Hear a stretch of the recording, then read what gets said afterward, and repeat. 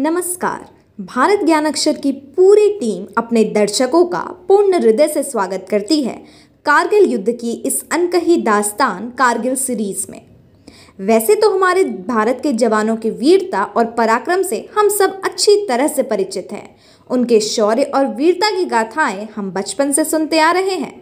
बिना रुके बिना थके तूफान में, बरसात में, हिमालय की दुर्गम पहाड़ियों में, हर परिस्थिति में अपने फर्ज को अंजाम देने में हमारे भारतीय सैनिक इतने माहिर हैं कि इनके जज्बे और पराक्रम को पूरी दुनिया सलाम करती है। भारतीय सेना के जवानों की वीरता, अदम्य साहस और शौर्य की सैकड़ों दास्ताएं सुनी होगी आप सभी ने। आज के इस एपिसोड में हम आपको सुनाएंगे वीरता और दिलेरी की ऐसी ही एक कहानी। भारतीय जवान के इस अदम्य साहस और वीरता की गाथा को सुनने के लिए बने रहे हमारे साथ। जैसे कि हम सभी जानते हैं कि कारगिल का युद्ध इतनी ऊंचाई और दुर्गम परिस्थितियों में लड़ा जाने वाला विश्व का पहला युद्ध था और लगभग 2.5 महीने से भारतीय और पाकिस्तानी सेना के बीच चल रहा ये युद्ध अब अपने अंतिम चरण पर था। 11 जुलाई को यह घोषणा हुई थी कि भारत और पाकिस्तान के सैन्य अभियान महानिदेशक DGMO वापसी के तौर तरीके पर चर्चा करने के लिए बैठक कर रहे हैं। दोनों पक्षों ने संघर्ष को कम करने के लिए समझदारी दिखाई थी। इस्लामाबाद में यह घोषणा हुई थी कि 16 जुलाई तक घुसपैठियों की पूर्ण वापसी हो जाएगी। 11 जुलाई को भारतीय जवानों ने बटालिक में प्रमुख चोटियों पर फिर से जीत हासिल की। भारतीय और पाकिस्तानी DGMO की इस बैठक से वॉशिंगटन राहत महसूस कर रहा था। व्हाइट हाउस के एक प्रवक्ता ने कहा, यह उस तरह की द्विपक्षीय बैठक है जिसका राष्ट्रपति ने आग्रह किया था। हमें खुशी है कि इस तरह की बैठकें हो रही है। मीडिया में आ रही भारतीय और पाकिस्तानी DGMO की बैठक और घुसपैठियों की वापसी की खबर जनता को राहत की सांस दे रही थी। लगभग 3 महीने बाद लोगों के चेहरे पर एक मुस्कान दिखी। आइए अब हम उस वीर की शहादत को याद करते हैं जिसने अपने शौर्य से अपना नाम इतिहास में अमर कर लिया है। उस वीर सपूत का नाम है कैप्टन जिंटू गोगोई। कैप्टन जिंटू गोगोई का जन्म 21 नवंबर 1970 को असम के गोलाघाट जिले के गांव कोयंटाल में हुआ। उनके पिता TR Gogoi Gorakhpur air force station पर वारंट ऑफिसर थे। उनके परिवार में सैन्य पृष्ठभूमि रही जिसका प्रभाव गोगोई पर भी पड़ा। बचपन से ही सैन्य वातावरण में पलने के कारण उनमें दिलेरी का भाव रहा था। 1995 में सेना में कमीशन पाने के बाद गोगोई की नियुक्ति गढ़वाल राइफल में कैप्टन के रूप में हुई। गोगोई जुझारू व्यक्तित्व के धनी थे और वह अपने साथी जवानों के बीच बेहद लोकप्रिय थे। टाइगर हिल्स की चोटी पॉइंट 4875 पर पाक घुसपैठिए बंकरों संगरों के घात लगाए बैठे थे। दुश्मनों का भारतीय ठिकानों पर हमला लगातार जारी था। भारतीय सैनिक चोटी पर कब्जे के लिए संघर्षरत थे। भारतीय जवान गोलियों का जवाब AK-47 राइफलों से और लांचरों का जवाब लेसर मिसाइलों से दे रहे थे। घमासान युद्ध जारी था। भारतीय जाबाज दुश्मनों के बंकरों को निशाना साधते रहे। यह पहला अवसर था जब घुसपैठिए भारतीय सैनिकों के बंकर में घुस बैठे थे और उन्हीं की सुरक्षा दीवार का इस्तेमाल उनके खिलाफ कर रहे थे। युद्ध बेशक भारतीय जमीन पर हो रहा था, लेकिन इलाका बीहड़ और पर्वतीय था। ऊंचाई पर दुश्मन और नीचे भारतीय जाबाज उन्हें रोकते हुए आगे बढ़ रहे थे। भारतीय सेना दुश्मनों को चीरते हुए बुलंद हौसले से आगे बढ़ रहे थे और सीधे मौत से टक्कर लेते रहे।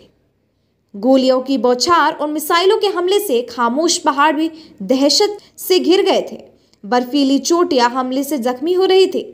भारतीय वायुसेना ने जबरदस्त बमबारी करके दुश्मनों के मनोबल को तोड़ दिया था। उनके लिए 2 ही रास्ते थे, लड़ना या मरना। पाक सैनिकों की गोलीबारी से भारतीय शूरवीरों में जबरदस्त गुस्सा था। वे दुश्मनों को सबक सिखाने के मूड में थे। सैनिकों के हौसले और जज्बे को देखते हुए आर पार की लड़ाई की योजना बनी। यह तय हुआ कि दुश्मन के बंकरों पर अचानक धावा बोला जाए। गढ़वाल राइफल्स के जवानों ने टाइगर फतेह के लिए कूच किया। दल की कमान कैप्टन सुमित रॉय और कैप्टन जिंटू गोगोई के हाथों में सौंप दी गई। दोनों कैप्टन अपने साथियों में बेहद लोकप्रिय और जुझारू थे। टाइगर हिल पर धावे से एक दिन पहले भारतीय सैनिकों ने इसके पास की सामरिक दृष्टि से अत्यंत महत्वपूर्ण चोटी पॉइंट 5100 पर कब्जा कर लिया। इस संघर्ष में दुश्मनों की भारी क्षति हुई थी और उन्हें धूम दबाकर भागना पड़ा था। यह विजय टाइगर हिल की जीत का रास्ता साफ कर गई थी। भारतीय जवानों ने चोटी पर कब्जे के लिए अचानक धावा बोल दिया। दुश्मन आश्चर्य में पड़ गए। घुसपैठियों को उम्मीद नहीं थी कि भारतीय सैनिक इस ऊंची चोटी पर पहुंचकर उन पर हमला कर पाएंगे। भारतीय सैनिकों ने ऐसी रणनीति बनाई थी कि चोटियों पर पहुंचने की खबर दुश्मन को ना हो।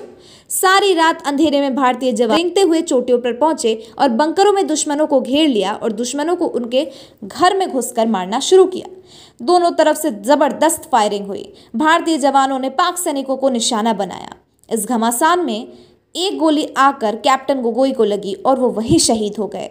इस चोटी पर उनके साथ कैप्टन सुमित रॉय भी शहीद हो गए।